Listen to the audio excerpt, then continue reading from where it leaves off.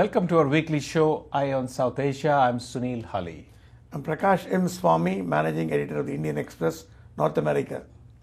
In this show, we bring to you latest news and happenings in the South Asian community in North America. So, looking at the top of this line story for this week, Prakash, people are kind of thinking India is confused. On one side, they are talking about relationship and strategy of building a long-term bridge with America. On the other hand,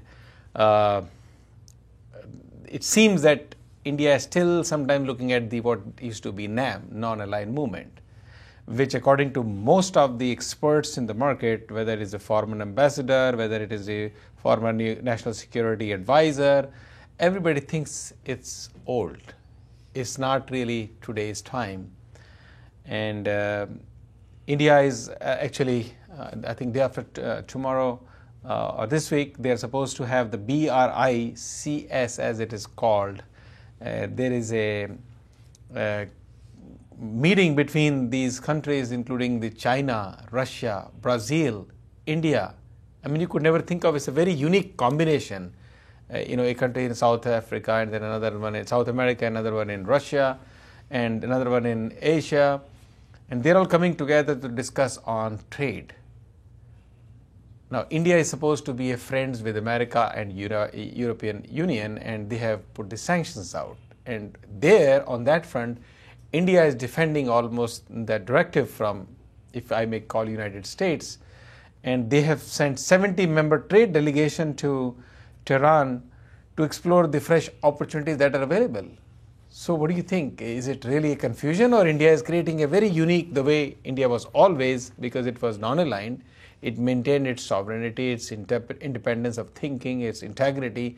It was generally seen as a friend of Russia, I agree. But then last 1 decade has been very strongly favored with US, and I mean 3 presidents of US have been working very steadfastly, strongly to build relationship with India, including Mr. Obama, who said this relationship between India is one of the defining partnerships of 21st century. See, I have been covering the UN for at least about 10 years now. Mm-hmm. And those days, it was always like non-aligned movement. India supports Russia. Though non-aligned movement technically means you're supposed to take a middle of the road and not take sides. Mm-hmm. India was always taking sides with Russia. Okay, the Cold War is over. Then India and US came closer, and right from Ronald Reagan, who gave a supercomputer to India, then Bill Clinton, then George Bush signed the historic agreement, civil nuclear deal. At the time, it was thought that India and US will come together. Mm-hmm. But unfortunately, the 1 year of the India's role in the Security Council, India never voted in favor of US, not even once. It always sided with Russia or China or with countries which are inimical to US. Then what's the point in saying that Indo-US, 2 largest democracies, great democracies, working together, defining partnership, and saying that, we are strategic partners, but technically it's not happening. I don't know, maybe there's something wrong with India's foreign policy, which still, we are in the Nehruvian economy of 60s where you're supposed to be commies. That does not work because most of the communist countries have been broken, except even Russia, it's kind of a semi-capitalist country, and China, as you're aware, communism is only namesake.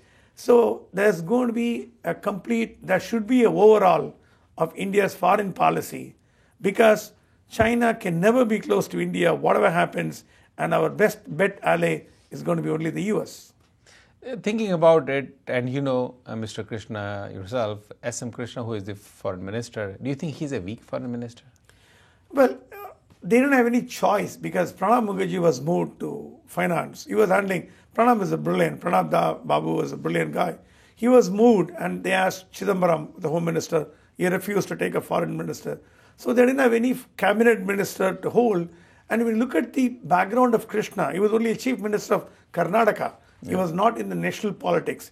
He was sucked into national politics out of necessity. He was only a state political person. So I'm not casting aspersions. He's doing a good job. He's got good advisors.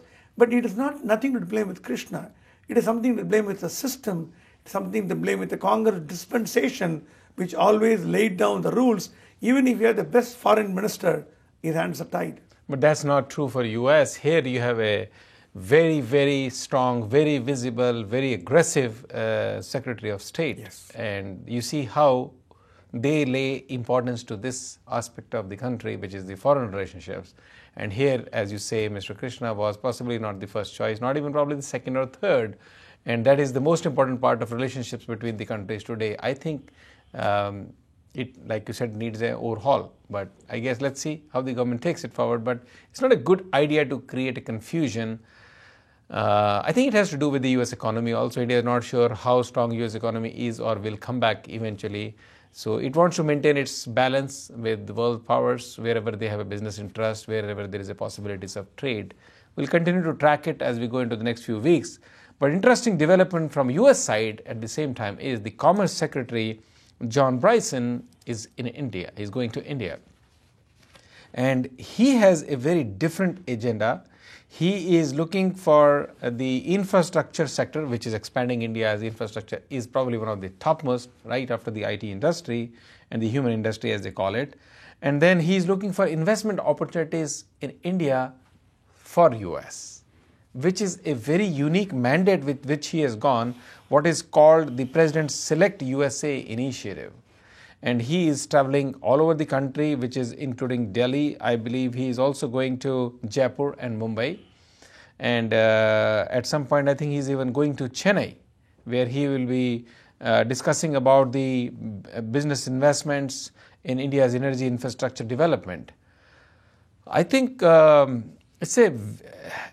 it tells you how much importance US puts into the trade part of relationship with India. So they have their Commerce Secretary. He's the new guy who has taken over, and he's gone to India on a trade mission. And India is one of the world's fastest economies, and it's obviously a top priority for US, for the Select USA. And from some numbers, US had 2.2 billion surplus in travel and tourism from India, and total spending by Indians traveling to the US was nearly 4.6 billion, up from by 15% from 2010. So we should be watching his travel and see, because he's addressing his meeting, FICCI, he's meeting IACC, he's meeting the GEMS, and obviously the metro projects, Delhi-Mumbai Industrial Corridor. I think there is a lot of seriousness from US. US is, despite its protectiveness about the jobs in India, is paying a lot of attention to India. And I think we should be more clear to US in terms of how we want to build this relationship to the next level. Looking on the same note, if you really think about another gesture from US is about they're going to be introducing a bill soon about the easing of the visas to Indians to travel to US, because there has been a huge furor about Indians being denied visa to travel to US. And there was a meeting between the New York Chuck Schumer, who is the US Senator, and Senate Majority Leader Harry Reid, and I think they were put together and had a meeting with the business tycoon, Mr. Shan Chatwal, and he brought to their attention that this is a major issue with India and India's IT industry in particular, who sends a lot of people to US. And I believe there is a promise that there will be a very soon bill moved and will be passed as fast as it is going to be introduced to allow more Indians to visit USA. If you look at India's investments in US, it has already crossed about 60 billion, and India has created up more than 3,000 jobs in the US, like Tata's and Cognizant and TCS, all the companies. So it is not, India is not taking away the job.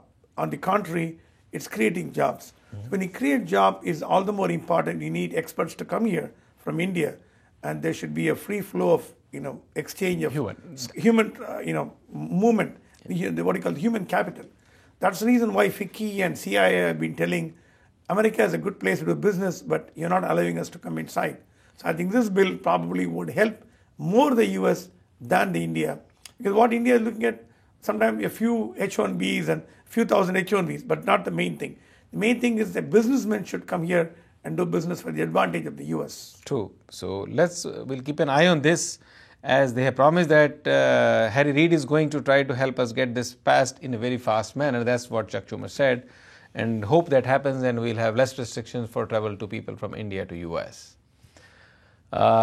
Moving on to the UN resolution, and since you're very close to it, on the reconciliation for Sri Lankans they want to have, and the first step towards that is that they want the United Nations Human Rights Council, the resolution that they have passed, that Sri Lanka should have certain, very, very important steps to be taken, especially once it has been exposed that they have not been doing justice to Tamils there, and after the so-called war was over, they are not really taking care of the Tamils who live over there. So the LLR, which is called the Lessons Learned and Reconciliation Commission, LLRC, has come up with an introduction of Rights to Information Act, providing assistance for the displaced, conducting demilitarization and disarmament of armed groups, and reaching a long-needed political solution. So they have said that if Sri Lanka really wants to do a reconciliation and be seen as a country which cares for the people who are a minority, it's very important. The first step is that they need to abide by this UN resolution. What do you think? See, right now, as what we get reports that the Tamils in Sri Lanka are only living as second-rate citizens. Though they are part and parcel of the country, they're citizens of the nation. There's a lot of discrimination going on. And they don't have any political voice now. The political voice of the Tamils are being subdued in Sri Lanka because of the brutal Sinhala majority which is running the country. And Tamils are nobody to look up except India, South India, which they have umbilical cord, the relationship. So India need not meddle with Sri Lanka because it's their own foreign policy, but they can ensure that people of Indian origin who went there are treated on par with the local population. Like we talk about Equal Opportunity Employment Commission, equal opportunity, fair play, justice. So that's what a country like India could enforce in Sri Lanka, so that those people, they're not going to fight with the government now because they're meek, they have no arm, they have no ammunition, they won't live a peaceful life after 25 years of the war. So at least the government should ensure that the Tamil citizens of the country live within the constitutional powers and rights, enjoy the benefit, and have a peaceful life. So you think if Sri Lanka follows the diktat of the United Nations, the mandate, it should bring some kind of... They're not going to listen to UN. Because already China is doing a very big work in Sri Lanka, telling them not to listen to UN and do as per your conscience. There's a kind of Cold War developing in the region, in the Indian Ocean Rim region, with China close to India and India watching the developments like it's not my business. That is what is causing, when I talk to diplomats in the UN, they're saying, what's happening in your country? This is going to be the problem, but India is not taking cognizance of what's happening in the region, and US is a little bit worried. That's the reason why US was very particular about the resolution against Sri Lanka, and that's a lesson sent to China through Sri Lanka. Very good. We should continue to keep an eye on this, because I think China sees United Nations as essentially US. And they don't want to listen to everything that is passed by United Nations. And I think here they are doing kind of an internal game, as you said. We'll be right back after a short break. Stay right there. You're watching Eye on South Asia.